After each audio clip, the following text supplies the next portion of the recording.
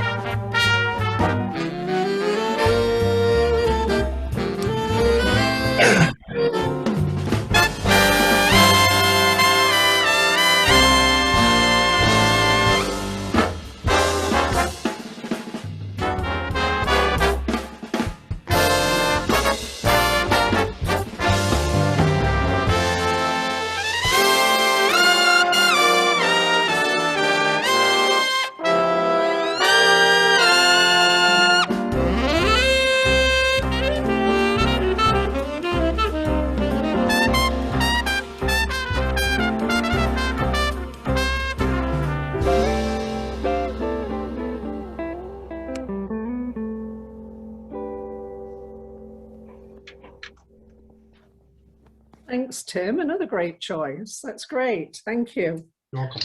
Okay, now over to our Sergeant at Arms. Hi, Al. What do you have for us this morning? Well, good morning, President Ann, and good morning, fellow Rotarians. A special welcome to our guest speaker, Dr. Hisham O'Mara. I hope I got that pronunciation right. Nice to see you this morning. We're looking forward to hearing from you. Thank you for joining us. Thank you very much. I do want to say, we were just talking about the morning, the lake, the sunshine. I just returned from the lake. It's been cold. It's every morning early down the lake. It's been pretty cold.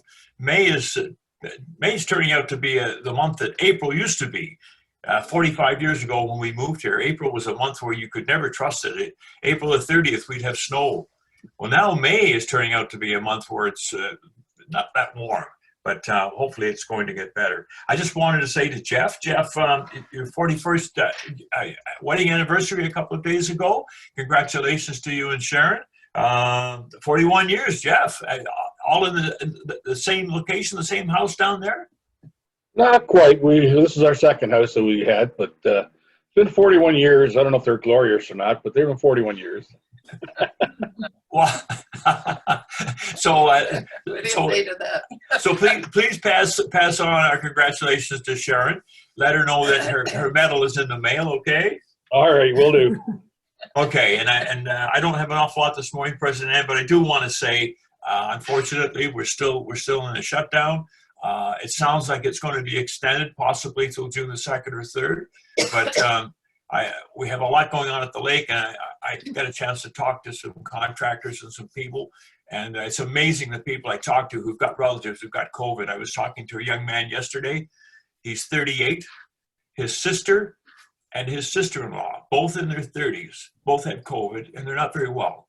So please keep that in mind when you're out and around. Please obey the rules. And hopefully this is going to be over soon, but it's going to be a little while yet. So please be patient. I'm so looking forward to our first Rotary meeting in person back at the library. My goodness, we'll play the national anthem, and then I think we'll spend half an hour just going around hugging each other. So President Ann, that's all for this morning. Nice to see you. Thank you, Al. I think our first Rotary meeting will have to be a 3-hour meeting in person for everybody to catch up. So we're also looking forward to that. Thank you. Nothing to say about the Leafs? Oh, well, thank you. First time, I can't remember the number of years, but a long, long time. And the Leafs in Montreal are going to play each other in the playoffs. And it's just wonderful. For those of you who weren't around in the 60s, and I guess that's nearly everybody except a couple of us. I had the pleasure of watching the Leafs win 3 Stanley Cups or 4 Stanley Cups. And so I'm looking forward to it. The only sad part is when they win the Stanley Cup this year and there's a parade down Yonge Street, I'll be the only one there. Thanks, Al. Can I see Wendy there? Hi, Wendy. Nice to see you this morning. Good morning. How are you Good to doing? see you. Good, thank you. Good. All right. Jen, can you introduce today's speaker for us, please? Thank you, President Ann. Dr. Hisham Omara is currently the CEO and President of Enterprises, Inc., the unregulated arm of the utility company for the town of Innisfil, InPower. Dr. Omara has over 15 years experience with a proven track record in the utility space in Canada, United Kingdom, Europe, and the Middle East. He has led many strategic engagements in response to changing or evolving conditions in the energy industry, the emergence of new entrants and technologies, or structural or regulatory changes. Additionally, he has worked in transformative projects and innovative projects in smart cities. He has also supported a number of distribution utilities globally in their transformation from network operators to system operators. He has extensive expertise in strategy development, change management, advanced technology for electricity systems, and the design and operation of energy markets. Prior to joining Enterprises, he was the VP of Strategic Growth at a successful startup in Toronto, Opus One Solutions. Please welcome Dr. Omara.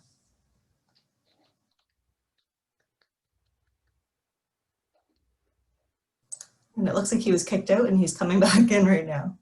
No, I'm multi-using. So what I'm doing is I usually, when I set up, can you hear me clearly? Yes. Yeah, usually what I do is I present through my computer and have the audio on my phone just in case I lose internet connection, because as we all know, Rogers is a fantastic company with great service. So they're so reliable. So let's just keep it that way. So before I start, thank you very much for the warm welcome. I greatly appreciate it. It's a pleasure to speak to all of you today. And just on the note of the Leafs being a long-suffering young fan, I will be there, bay in front, alone or otherwise, celebrating if they ever win, along with a number of people. I want to kind of run the session today in a more kind of interactive approach. And I think that the talk today is more about how can we actually move Innisfil towards a more of a smart, open, insightful community, and what does that really entail? And this builds upon a presentation that I kind of gave to council at a special meeting a couple of weeks ago. And I wanted to kind of gain a sense from everybody here as I'm presenting and talking to some of these ideas of what the actual viewpoints on it, feedback. Granted, I have never lived in Innisfil. Maybe one day I will have the pleasure of actually moving over there. I just live about 40 minutes south of you in Vaughan, in the north of Vaughan. So, but I've been to the town a number of times, and even during COVID. So I'm kind of looking forward to some of the feedback as well to kind of see is the vision we're putting forward, and are these ideas to help us move ahead suitable for the town, and what are the nuances that I need to kind of be conscientiously aware of. Is that okay? Can everybody see me, by the way, or am I just a blank picture of myself from 11 years ago? Just a picture of yourself. Oh, that's fantastic. I'm glad to hear that. Can you see me now? Me and my beautiful Yes. basement. We can see you twice. We can see what you used to look like and what you look exactly. like now. Yeah, exactly. That's prior to having kids, and this is while I have kids. So you can you can see the view of it like that. So thank you so much. I really appreciate it. So can you see my screen? I'm just playing with the technology right now. Right now, we can't see your screen now. Okay, perfect. So let me just try my best here to reshare it again. Sorry, trying to see if is it working now or is it not sharing? I think it doesn't allow me to share my screen. That's weird. Okay, let's try one more time. Sharing screen. Now. Yes, we can see it's perfect. Yeah, now we can see it. That's perfect. So, in terms of looking at what if you look at Innisfil and the value that we provide, I think before we start about how we can be an innovative city, I think the question asks us, what can we offer? What can we offer ourselves, our citizens, and what is our value proposition? What do we bring to the table currently right now? So In my view, I think Innisfil offers a wealth of infrastructure, a wealth of opportunity through a diversity of infrastructure and landscapes. It's one of the unique locations in Ontario, and I think in Canada, that brings together an amalgamation of a different ecosystem, be it a massive amount of green space, which presents a huge amount of opportunity as well as challenges that we want to manage and maintain, a rich agricultural history as well, a developing and budding commercial center across the different sectors in town, a budding and growing industrial base, as well as a marine life, as well as in a marine community. So a number of different areas that are unique to us. And how do we bring that together? And that's a huge value. A lot of people in a lot of sectors are looking for that. So it's one area that Innisfil provides that others don't necessarily bring forward. And it's within itself being an opportunity that we want to look forward towards. So with that wealth, and again, sorry, I know this looks like a pie chart. It isn't just a graphical representation. So it's not a proportional representation of how much we have in each sector, just as a point of clarification.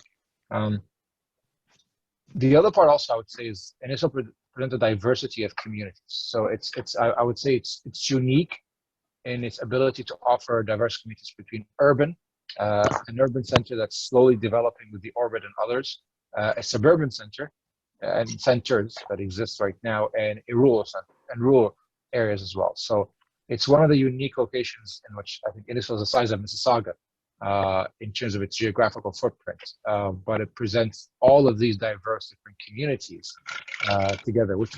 And the question is, how do you bring these communities together and their needs and their diverse requirements together in a holistic way that makes us presents within itself an opportunity, but also is a challenge at the same time to bring together, allow it to reach its fruition.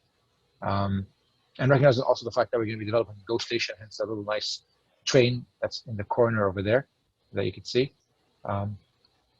So what are those? So there's a lot of opportunity that we have over here, from a diversity of ecosystems to a diversity of communities that we actually have.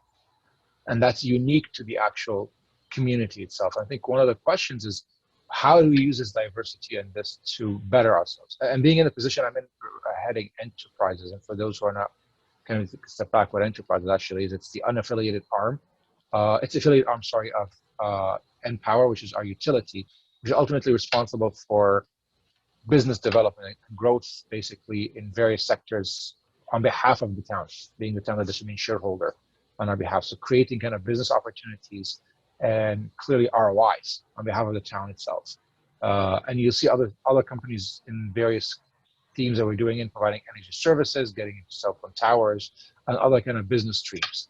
But so I think we're trying to chart out our role, being a kind of an entity that existed for a while but never really took off, and me becoming into the CEO, where are we going to grow that specific opportunity? And I think one of the things we're looking at is, how do we take the town and the capabilities of the town as an underpinning for that growth itself. So what is our vision? So I think, and I want to kind of get a bit of feedback. So I'm going to pause on the next slide once I kind of present it and kind of solicit some feedback from everybody on the call here. So what is our vision? What are we putting forward? What is exactly that we want to do? And this is a proposition I'm putting forward. I think Innisfil is well positioned to be the innovative economic services, cultural, and transportation hub for the North. And I know they're using the word North very, very loosely here. We're just north of Toronto. This doesn't mean we're in the North of Ontario. So how can we be that strategic hub? So we are well positioned in that space. And I think the question is this vision being the innovation, economic, services, cultural, and transportation hub, make sense? And I think I'm putting that kind of question for it. Is that a vision that we want as a town? Do we aspire to that? Or is it a different vision that we should basically move ahead with? I'm just putting that question out to everybody on the call today.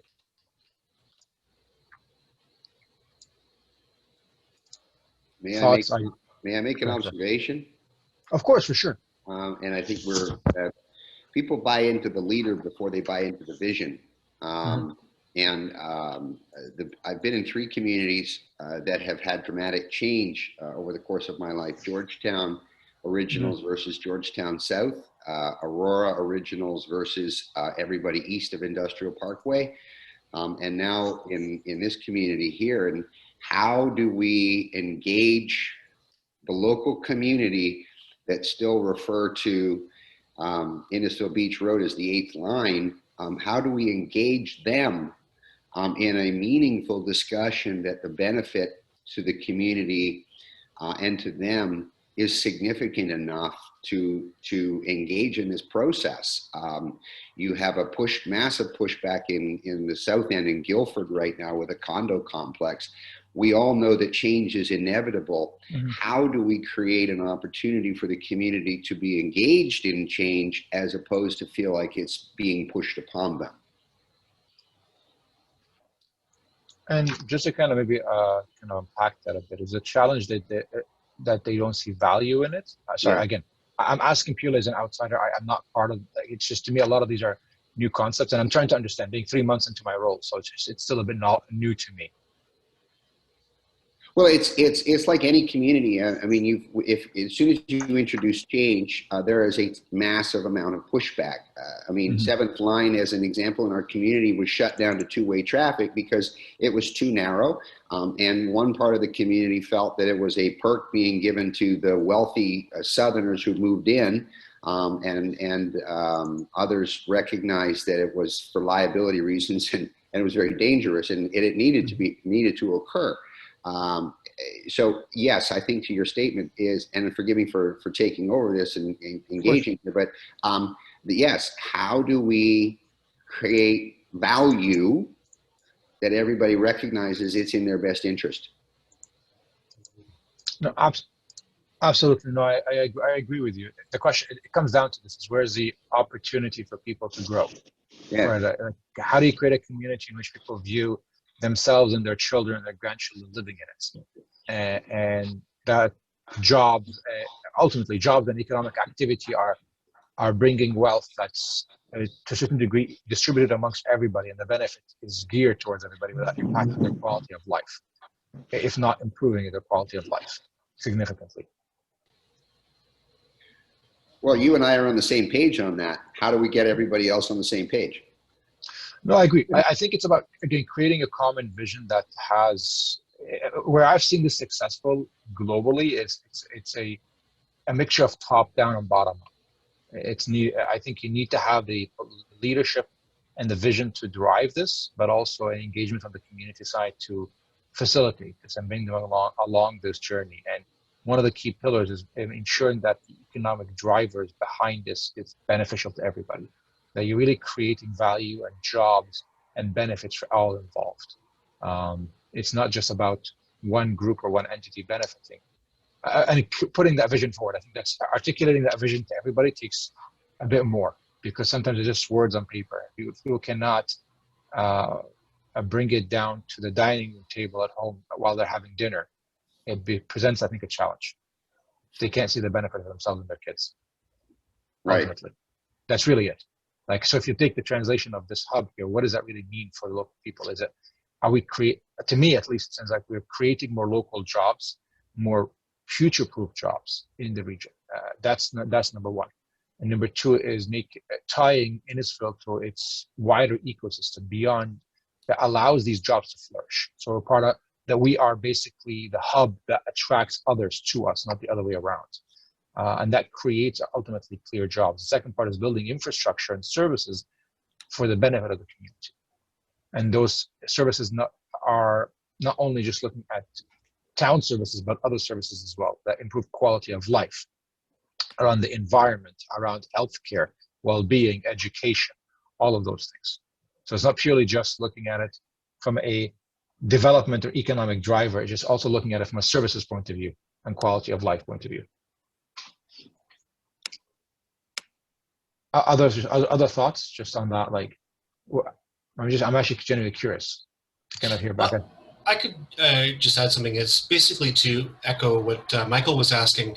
I think a large part of it is, how do you sell the current demographics of the town that this is going to be for them? And it's not a matter of bringing in all this new infrastructure and new community to push out the current demographic and replace it with a different one. There's a lot of people here who feel that way.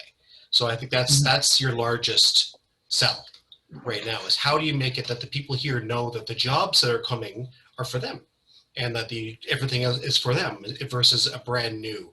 It's interesting, you mentioned earlier that you live in Vaughan. I actually lived in Vaughan back when it was really seen as only like 4 or 5 little towns. Yeah. So in Vaughan, of course, in the last 30 years, has exploded to just incredible rates. And I think there's some fear here that Innisfil could do the same thing with no control. And I think people are feeling that lack of control. And that's your largest mission here is how to sell it to the current people here to make sure they feel comfortable with the growth. No, absolutely. Go ahead. Sorry. I can't see everybody speaking, so I'm trying to navigate through a multitude of screens. Sorry, somebody else had a comment.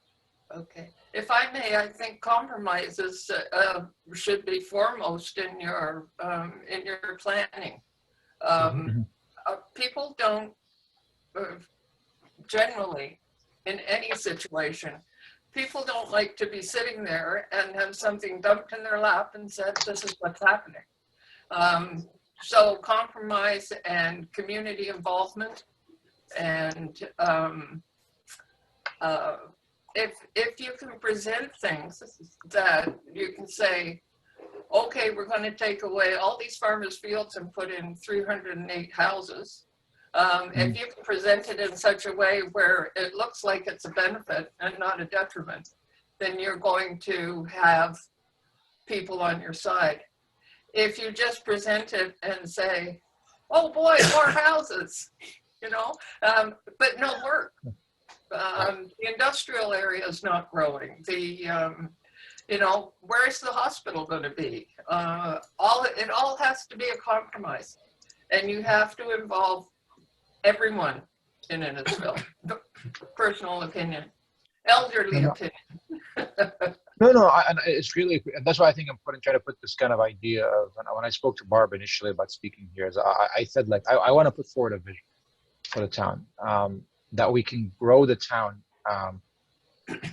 And let me maybe put it forward to you. Just I'll share something here really quickly. I'm skipping ahead a bit. So let me skip through it. It's actually this. So one of the ideas that I want to kind of create, it's driven by a number of factors. The idea, again, coming from a bit of a global background, but trying to look at it from a local need here, is that cities are transforming. All cities globally are transforming just because of the nature of technology and growth and people's needs and that evolution. So how can we be masters of our own destiny?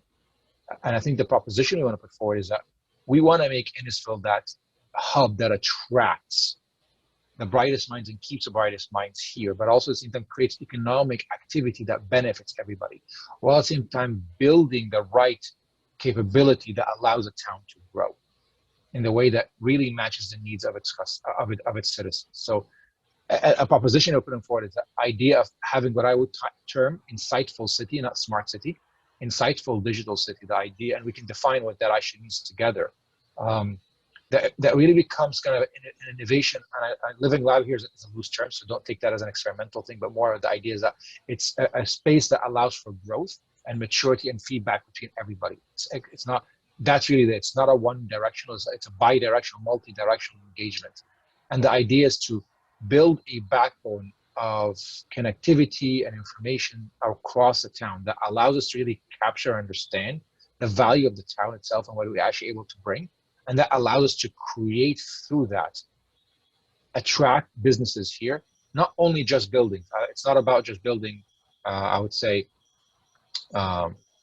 new towns and new townhomes, but it's also attract the right kind of economic activity here through partnerships. It's not purely just us bringing them in and giving them the infrastructure and then walking away. It's attracting and making sure they're actually part and parcel of the sector here and I would say the bedrock. So by creating the infrastructure that A, enables the services that we actually want, B, attracts a kind of industry that we actually need here and the kind of jobs we actually want. So it comes down that we make the right level of investments in our infrastructure, number one, and number two, to ensure that we attract the right kind of businesses, be that in the biotech space, the clean tech space, agrotech space, or that comes into the idea of creating distribution centers, whatever that might be. But do we create the right infrastructure to enable that, number one? B, to make sure that infrastructure is actually economically viable. And one of the biggest issues you always see when you come to create this is people build infrastructure that's not economically viable. It's not about the infrastructure, it's about what services it actually enables from that. And that ultimately attracts the right kind of businesses. And I think the role I'm trying to kind of play in my new position, while I have a mandate around creating return on investment for the town, one of the things we want to do strategically is do so with a view of what the vision of the town is through this creation of this infrastructure that's going to provide multiple fold economic activity by attracting the right people into town. And I think the question is what are those sectors and areas we want to focus on? And I think having yourself as being part of the community for a long time, what are those sectors? What are those areas? Again, I come from a bit of a, I would say, a view externally. I'm actually keen to kind of hear from you. What are your internal views on this? Like, which areas do you want to focus on? What are the areas of growth that are really pertinent to the town? And I'm going to pause here because I'm talking a lot in analogies instead of fact. Yeah, go ahead. Yeah, Dr. Amar, I think as you move ahead with developing your plans, you've got a built-in interesting committee here. Yeah. It would be who represent all areas of Innisfil and from different perspectives, who would be a very good focus group for you to get feedback from. And obviously in our regular meetings such as this, we don't have enough time allocated to do something like that. But I get the impression from the comments that have been raised so far that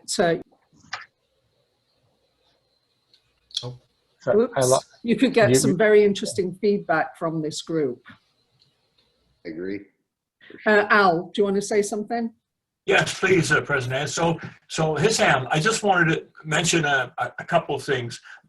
Traditionally here, we moved here 45 years ago, and back then it was definitely 4 or 5 different little communities in the town.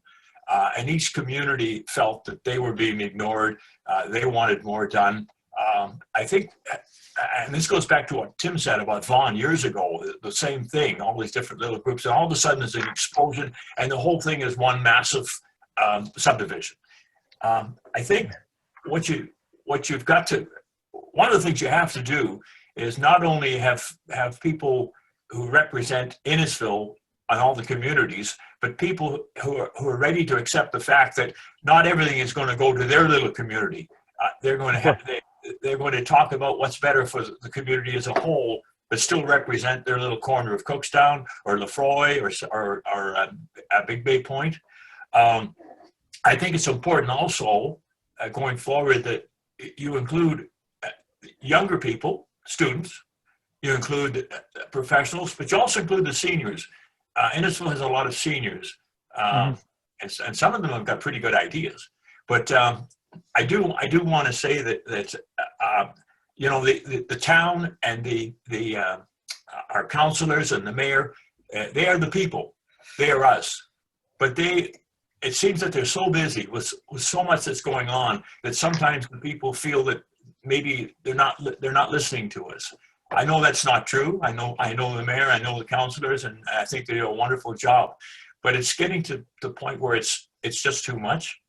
I think Innisfil has definitely has a future. However, I am so worried that it's going to be like Vaughan and explode, and we're going to have subdivisions right down to the water. We were out for a drive yesterday. We went up to Aurelia for an appointment. On the way back, we drove through parts of Innisfil we hadn't been for a while. And my goodness, there's a subdivision there, or the ground is completely ripped up, and they're going to be putting in homes, and all the homes are sold. There's a sign saying before they're even built, this phase is sold out. I think it may get out of control, and that would be a shame, because we moved here because we had no neighbors. We lived in the country. Now there's not an empty lot on our street, and they're putting up a huge subdivision just 700 feet from where we live. So I think the time is now to get control of this. And as I say, I think the best thing to do is get people who are representative of the community and get, I hate to say it, another committee, but get them on board. Just my thoughts. Okay. No, I greatly appreciate it. Just to caution, to me, there's a limitation to my mandate in terms of development. So where development goes, it's not really within my purview. But I think my purview is really focusing on in facilitating that economic activity and strategic growth in the town. But I do agree with you. There has to be a level of engagement of what the needs are. Like if the need is to create more green space, how do we facilitate that through economic activity? What kind of businesses do we attract in our town that kind of values those things? It could be an example, and I'm not advocating that we do this. It could be recreational, and that really allows and wants green space. And the fact that if we want to keep the green space, maybe attracting that kind of activity really would enforce that, because again, it drives their economic activity. And I think it's about pairing up the needs of the town and the desires of the town and the objective of the town to economic activity that have a similar objective at the same time. Thank you, Dr. Amari. You can tell by the comments, people feel very passionately about this, and maybe you and I can communicate offline, and if you would like to put together a focus group, not a committee, a focus group, just to get some feedback from people. I think we've got many members here who would be very happy to share that with you. But we do have to move on today. It's obviously initiated a very lively discussion, and I'm sure we could keep you on here all day and you would hear the opinions of 30 plus people. But we do thank you for being here today, and we will, if we could have your presentation, your slides that you put together, if you could give them to Barb or Jen, and we can distribute those to the club, and that could maybe initiate some more questions for you. So thank you so much. We wish you lots of luck in your new position. And one day when you're in Innisfil, maybe you can come to one of our meetings when we're meeting in person again at the library, the main library, at 7:30 on Wednesday mornings. I would love to. I'm trying to come into town as much as possible right now, even with COVID lockdowns. I'm going to be in on Friday. Try to make it at least once every 2 weeks. I mean, with COVID and everything, the lockdowns and nobody being in the office, being in an empty office by myself is not necessarily my cup of tea. I would rather be interacting with people. So looking forward to being a visitor and a mainstay with the group over here. And I'm looking forward to your feedback. So I'll coordinate with Barb. I'll send you the presentation, but I'm looking forward to actually have a focus group, because it really helped me kind of refine some of the thoughts we have around our vision. But thank you so much. I really appreciate it. And have a phenomenal day. Enjoy the rest of the day. Thank you so much. Have a great day. Take care and keep safe. Bye-bye. You too. Okay. Thank you. Just go back to our regular screen here. Looks like there's some interesting ones to look at there. Okay. Well, we knew that one would invoke some lively discussion, and it has, and rightly so. And hopefully, you know, if we get a focus group together, we will be able to let Dr. Amara know people's opinions. Okay, moving on. Jeff, Beer for a Year. I think you said the application's in now. Yep, it's in. Okay. It's just waiting for the call back from Joji, and we'll go from there. Everything else seems to be good for the last draw, so you wanted all that information. That's all in. It's done. So the ball's in his court now, so we'll just wait and see. Okay, thanks, Jeff. Also, Jeff, do you have a target date for planting of the Rotary garden? Because you'll need volunteers for that. When it warms up. Which is like now and next week. I know. Like how we. I know. I'll phone Rob today and see how the flowers are coming, and then I'll send out an email tonight and see who can come and who can't come. Hopefully this week or the first of next sometime. Yeah. Okay, that's great. Thanks, Jeff. Bottle drive. Doug Weber, did you get, how many volunteers have you got to help with this one? I've got several volunteers. I've spoken to a few people. I'm still looking for contact information on a couple people. And I've spent some time talking with Luke from Timmins that did it last summer, and what were his successes and pitfalls, and great conversation. And he's more than willing to communicate via Zoom meeting with the entire committee that's going to put together this direction. The challenge right now is getting hold of somebody at the beer store that can help us facilitate this, because they're only limiting input right now of returns. I do have a meeting with somebody named Mario at noon, so hopefully they can shed some light on this, and then we can get the basics figured out and put it together. And of course, the Ontario lockdown potential extension is going to throw a bit of a wrench into this. Yeah. But I still think the planning needs to get done now so that once the lockdown lifts, and it will, trust me, it will. At some point this year, it will. We need to be ready to go. Okay, great. Thanks, Doug. And as soon as we have details, we'll make sure it gets posted on all our social media posts and everything like that too. So thanks, Doug. Okay, the Monarch Relay Committee. I've heard from a couple of people. I'm looking for some more volunteers so we can make sure that we get that advertised and we have people available for when the Monarch Relay comes through our region. So anybody else who is interested in being on that group, please email me as soon as possible, because I'd like to have a committee meeting within the next week. So thank you. Rotary Trail, Anne, is there any further update on that one? No, I don't have any more updates. We're deferred till probably next June, and I'm just waiting for the town to let me know that the tender has gone out and been selected and what their plans are. So I probably won't hear anything for a while. That work's going to take place sometime this year, but it could easily be in a few months too. Okay, thanks, Anne. One of the other things, we are still looking for a president nominee. So as we know, Dean is going to take over in how many days is that? No, Dean is going to be taking over pretty soon, but we do need somebody for continuity to be the president-elect when Dean becomes the president. So we've got some excellent people within our club who would be excellent candidates for this. We've had a lot of people within the club taking the RLI leadership courses this year. So please, please, please think about it.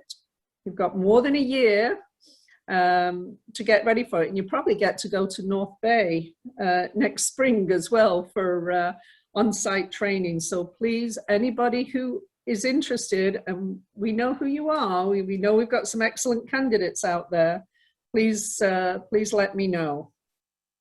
Let's see, what else have we got here?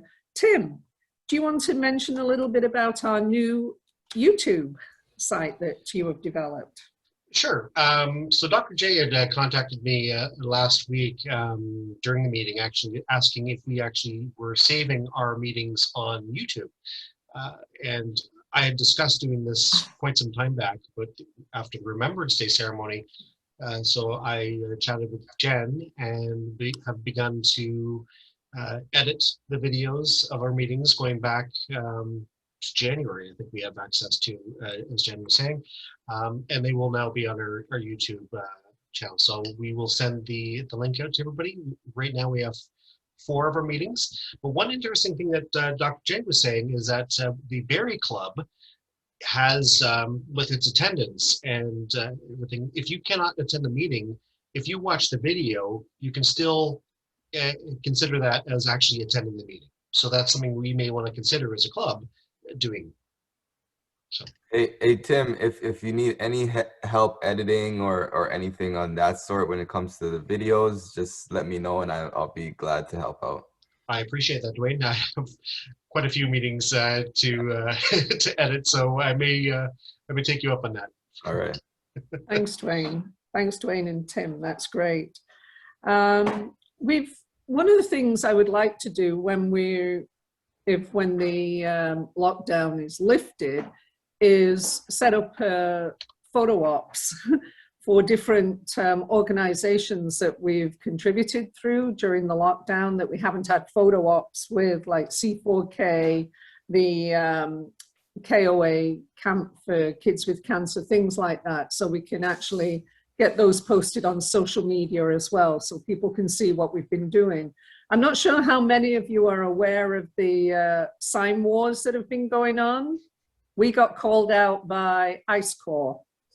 Their sign is quite prominent on IBR just west of Yonge Street. So they called us out. So you may have noticed on our website that we have responded to ICE Corps and we have called out the Lions Club now. Howard was very kind, seeing as we don't have our own sign, though, as I mentioned, I'm sure in that mythical locker that we have that I've never been in, there must be a sign thing in there somewhere. But Howard was very kind, letting us post it on the electronic board at the community church. So if you haven't seen it, please go on our website and see the message we put out. I have not heard yet that the Lions Club has responded to our challenge, so let's see what happens there. Chief Fletcher, just before I've got a couple of other things, but I know you usually have a lot of meetings to go to. Would you like to say something about Police Week? Yeah, thanks very much, Ann. And yeah, typically I have to jump off about 20 after every week because we start our ops call at 8:30 and there's lots on the go. As you probably saw from some of our social media stuff, there's Police Week takes place starting this past Sunday right through until next Saturday. And normally we would have had our typical police day with an open house and the band playing and a few other things, but that obviously didn't happen last year and it's not going to happen again this year. So we're trying to do a bit of a virtual open house on Thursday.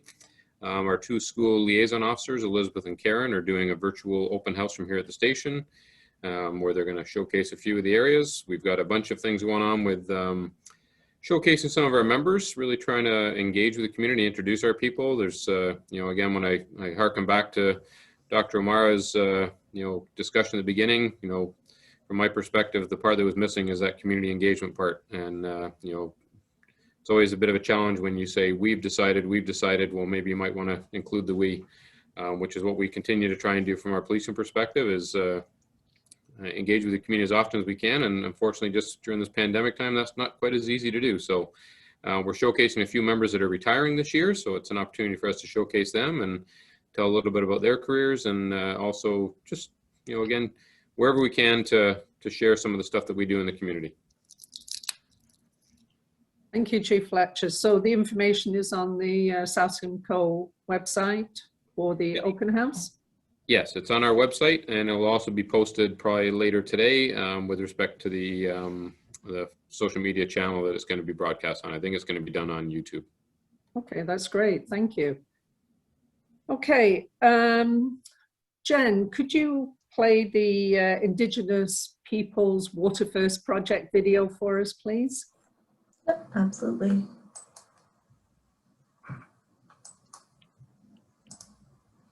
Can you see the screen? Yep. Okay. Thank you. Oh, I probably forgot to, hang on, sorry. I think I forgot to hit the button, but yeah, optimize, share computer sound, there we go.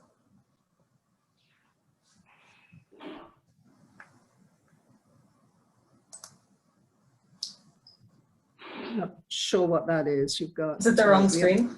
Sorry. Yeah. I've got 3 screens on the go, sorry.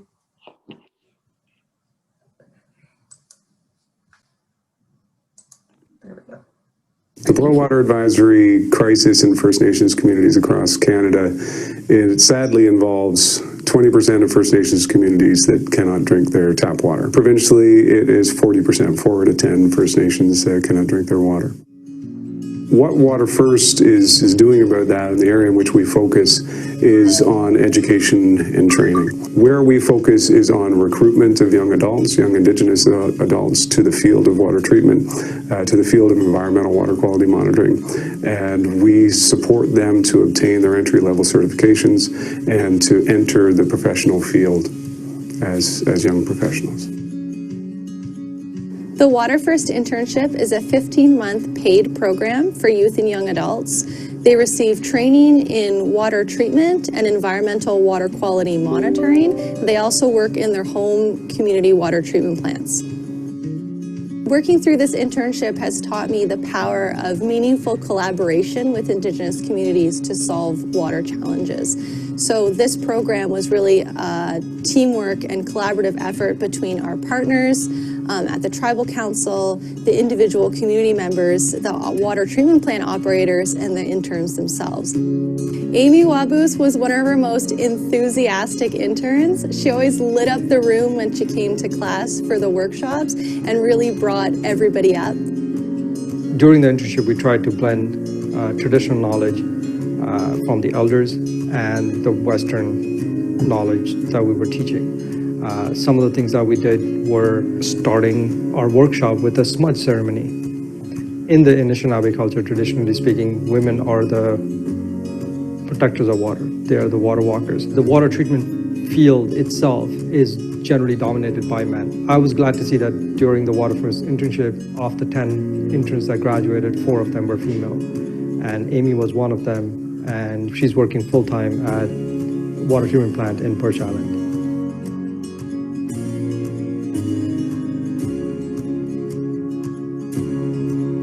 The most exciting thing about being in the internship was meeting everybody, meeting all the new people, meeting my new bosses, it's just getting out there and being recognized for this work. Well, a typical day at the plant is I get to the water plant, have a coffee, chit chat with my boss, and then we're working. I'm going out, I'm checking the low lift, making sure everything's working, the pressure relief valve, and then from there I'm going to the elevated storage reservoir to make sure the water is safe for everybody to drink through the distribution system. But after that, I come to the plant, I sit in the lab for, I don't know, an hour of my day, an hour and a half, and I'm testing it. I'm making sure the chlorine, there's enough chlorine and not too little of chlorine. I just want to make sure it's healthy. It's my community. It's where I come from. I take pride in what I do. Getting into this internship, to be honest, I didn't know what I was signing up for. I came in here for a job and I ended here with a career. My family's set from this. Like, having this for my son and I is the best thing.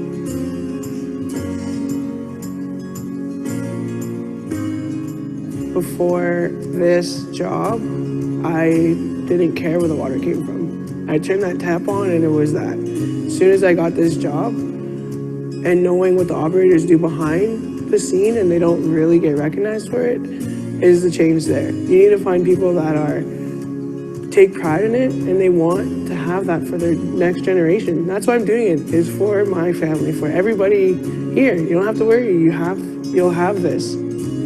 The Water First Internship program over the next 3 to 5 years, the plan is to expand the program to an additional 75 First Nations communities, primarily in Ontario and perhaps to some neighboring provinces. What people can do to support the internship is they can reach out to Water First, they can donate, they can become volunteers, help us work on awareness of the programs that we do, and both among Canadians and among Indigenous communities that we hope to be working even more with. We wouldn't be here today as an organization, and particularly with the internship program, if we didn't have the support of donors.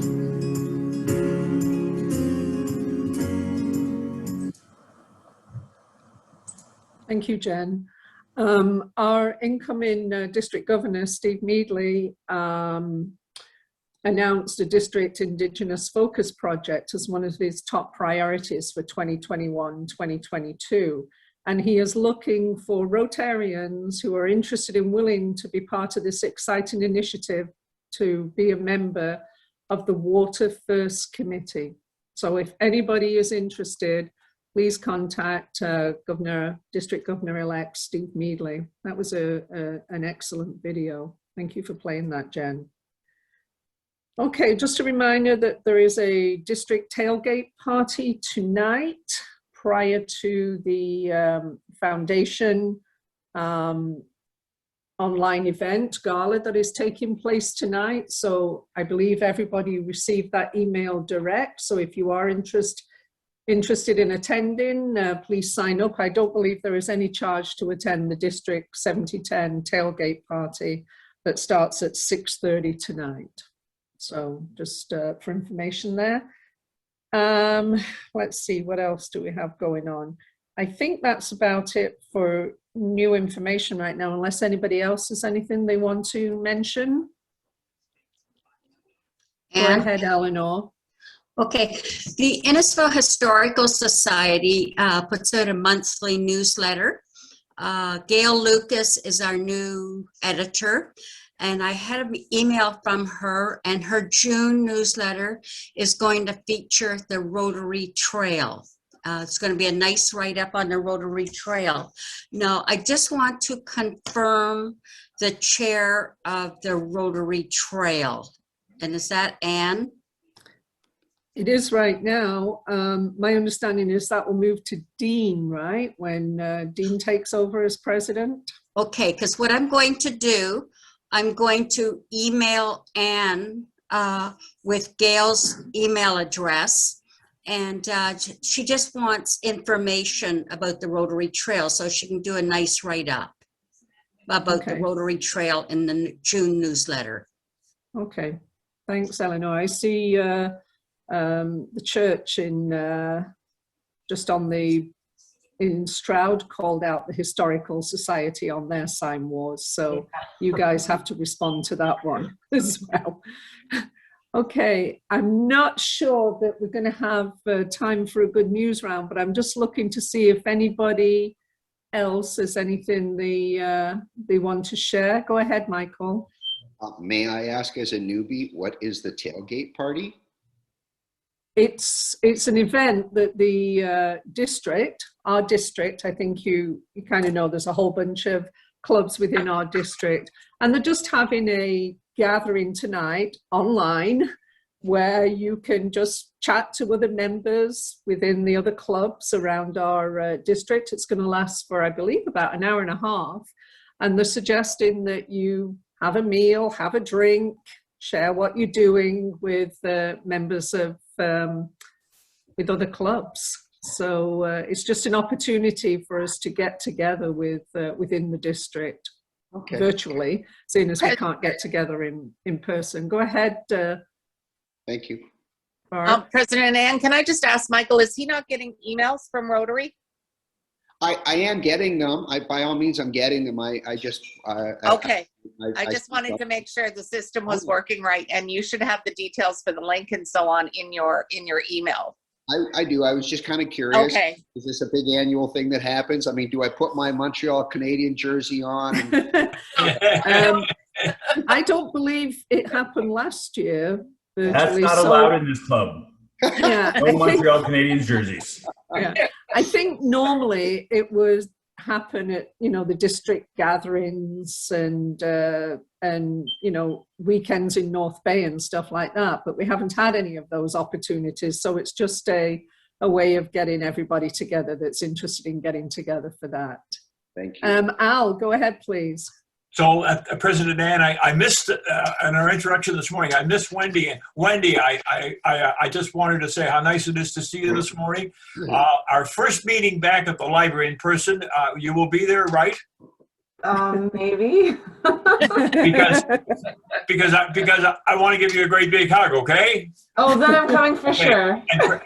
And President Ann, I just wanted to mention for all of us, when Jen was getting ready to show that video and we saw the screens with all of the stuff on her screens, it reminded me of how lucky we are to have people in this club who do that kind of work. And I'm thinking of Dwayne and Tim, but